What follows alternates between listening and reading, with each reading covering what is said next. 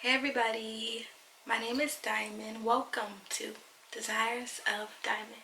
Round of applause. Okay, so I know it's been a while. Yes, it's been a whole while. But that is because I started school and I had to adjust. I really had to adjust. For me, the first few months of school was a little, and that's what we're about to get into. So today I'm going to just describe my first science course, which was anatomy, and I'm going to basically explain how I passed the course after initially struggling. So if you're in anatomy and you're struggling, or you know, if you're just having concerns, then this is the video for you because I have been through it. So without further ado, let's get into it.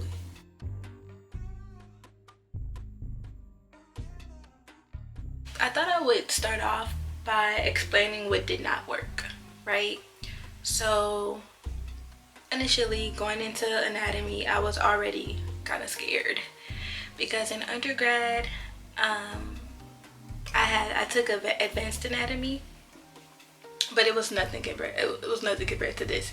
But I took advanced anatomy, and the thing is, I struggled. Like I think I wound up getting a B in the class, but it was a struggle B. You see, it wasn't like an 85 or 89. No.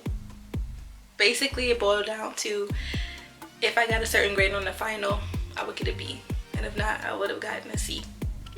Thank God I got a B. But you can kind of see how I already had a little bit of anxiety going into the course. Nevertheless, though, I decided to just say, okay, that was undergrad, this is medical school, I can do this. I do not recommend a few of these things. Number one, I stayed up entirely too late. There were some nights when I would only get like 4 hours of sleep, and that just wasn't beneficial for me because I was going, and I was just pretty exhausted. A few of those hours that I stayed up, I wasn't even really fully studying. I remember I would stop studying at 2 and get up again at 6, and that just wasn't good for me personally. Number two, I was stressed out. I was stressed out. I couldn't do it. I think it's because I was staying up so late.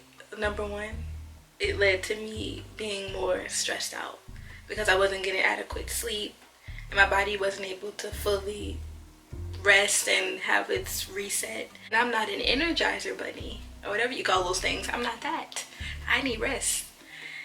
And so I was stressed out. My skin was breaking out. My eyebrows weren't done. I looked like like a troll. I don't know. Yeah, it just wasn't good. It wasn't a good sight to see. So I definitely would not recommend staying up late and stressing out. Now, another thing that I tried for my first exam that I wouldn't say I would not recommend this. I would say this is based on person to person, and a lot of people use this and they love it. But for me, okay, I did not. And the thing is, I knew I wouldn't really like this thing because in undergrad, I didn't like this thing. So what is this thing? Dare I say it? Dare I say it? It's Anki. Let me rewind. For those of you that don't know what Anki is, it's basically like this super master of flashcard servers, right? So it uses this algorithm that allows for spaced repetition, so that way you're seeing the things that you miss more, and the concepts that you understand is not going to bring those cards up as much, and so you're more effectively studying, right? But for me, I felt like I was spending more time making the cards than actually studying the cards. And so I would collaborate with some friends, and then someone in my class that's actually probably watching this video would actually post their Anki decks for us to use as well. But I just couldn't keep up with it. I would not do it every day, and with Anki you have to do it every day or else the cards pile up. And so I would see like 300 cards and I'm like, I feel disrespected.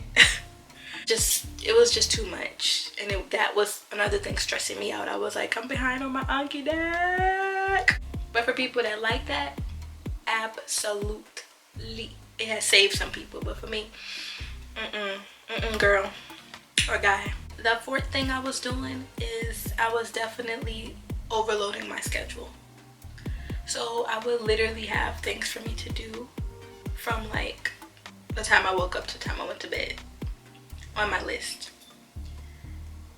That's probably why I wouldn't be able to finish my Anki deck, because sometimes I didn't schedule that in, and then I would try to fit it in, and there was no room because I didn't leave any wiggle room in my schedule. Okay, this is a perfect example right here. So as you can see, this is Monday. It's backwards on the camera, but this is like Monday, right? This is also Monday on this side too, because that's the way that the planner goes. If I had stuff from Monday here, this is just Monday, and this is like the whole week.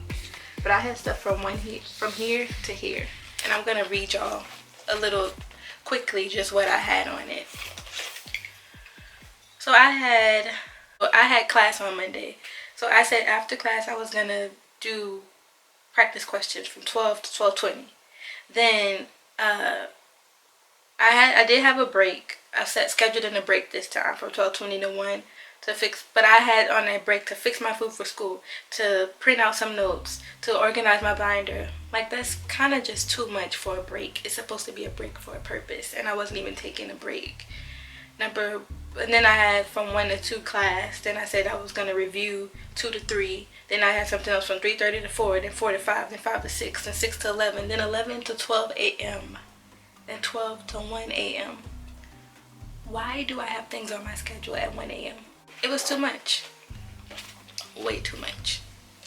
So, I would definitely not recommend overloading your schedule like I did. So, it came time for the first test, right? I go in there. I'm feeling okay. We had like a written part, and then we had a part where we had to go into the lab, right? And identify structures. So for the written part, I felt pretty good. I was like, okay, this is fine. I got to the lab and I wanted to cry. I did. I was like, I don't know this as well as I thought I knew this. And so it was no surprise that the first test, I did not pass. Yep, I did not pass. How did that make me feel? Horrible. I felt so bad. I felt embarrassed. I was like, how am I going to be a doctor if I can't pass this class? And it was just horrible. I felt really depressed. Like, I was crying, like boo-hoo crying, like the nasty, ugly cry. Not even like the cute one. I can't cute cry. I don't know who can cute cry. I get ugly. I felt like imposter syndrome. I felt like, why am I here? Why was I chosen to come to this school? Can I do this? You know, I'm like, I don't have the tools. I don't know how I'm gonna get through this. It just makes you feel that way. You know, even when you try to be positive, it can really put a dent in that positivity, and it did. So at my school, we do have a lot of support. That's one thing I can say. And so I spoke with my advisor. I told only one person in my class, like my grade, and that person was just really encouraging and was like, you know, you can do it. Don't allow this to stop you, basically.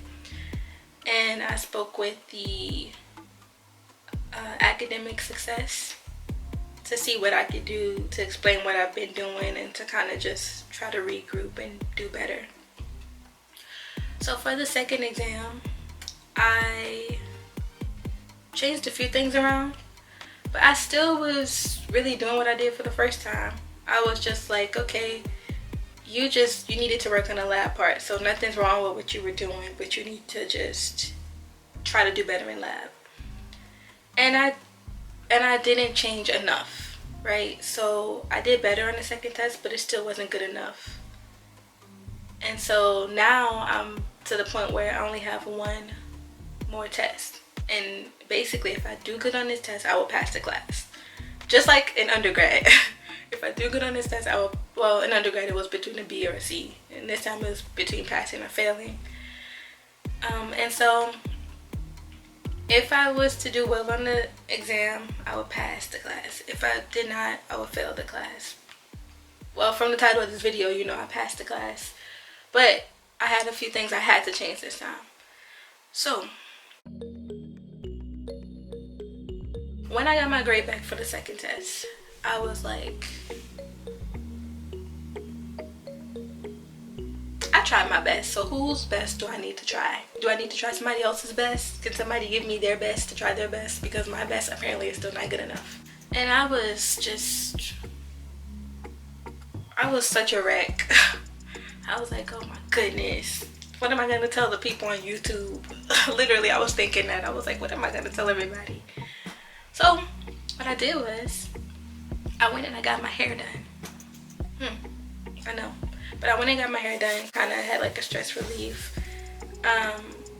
And basically, I talked to the academic success coach again. And she said that I basically needed to study with the group and to stop trying to do it by myself. And so I realized at that point that I've been kind of prideful and not reaching out and not explaining to my classmates how I was doing, especially those that are doing well, right? Because you know there are some people that were doing really well, but I was just so embarrassed I didn't want to say anything. So I had to swallow my pride. I went and I talked to a classmate and I was basically like, look, I need to study with you because if I don't, I'm gonna fail. That's literally what I said. And I was on the verge of tears because I don't want to fail. And so this classmate was like, yeah, of course, absolutely. And so we studied together. And then I also got with some of my other friends and I studied with them. And I just had a better schedule. I stopped overloading my schedule. I started having these buffer times where I would just say, okay, from 9 to 11, I'm gonna just finish up anything that I haven't finished up, but I'm not gonna add anything new to my schedule. And by that, at that point, I was essentially giving myself more grace and more like wiggle room. So that really, really helped me. I actually felt like I was accomplishing the things that I had set out on my planner. And so that helped. Group study helped me. And doing a whole bunch more practice questions. So I said that I didn't like Anki, which is true. But I did do practice questions.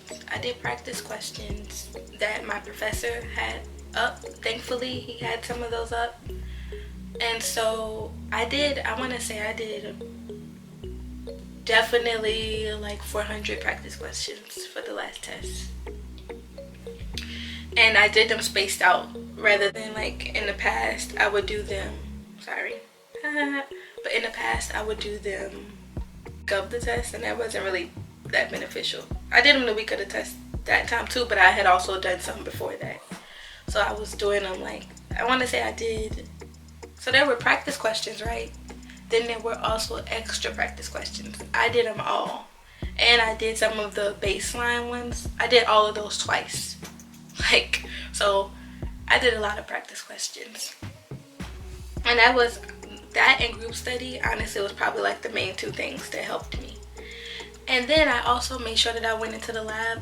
I didn't go into the lab more, but I would say I used my time more efficiently when I did go into the lab this time.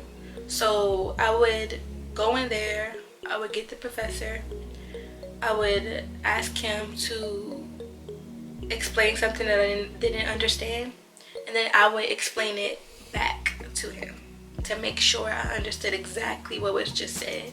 And I would also do this with my friends in lab as well, and that really helped me out. So at the end of the day, I went into the third test feeling more prepared, feeling more confident, and just hopeful and prayerful that I would do well so I could pass the class so I wouldn't have to do any remediation. Thankfully I passed. So I said, God, if you let me pass this class, I will make a video on this to help other people out. And so here I am. That's my story about my first science course in medical school. Oh, I forgot to mention, the good thing is medical school is pass fail. So whether you get a 70 or 100, you still get the same grade. So you want to pass, you want to do as best as you can. But I'm just saying, it's not like undergrad where you have A's, B's, C's. Not for my school, not just yet. So that's my story. This video is getting too long. I gotta go. As always, remember to love yourself, to give yourself grace, and to stay positive. I had to remind myself of this one because you know you're going to accomplish your goals. And let me tell you something, if I could do this, anybody could do it. And on that note, I'll catch you later. Bye.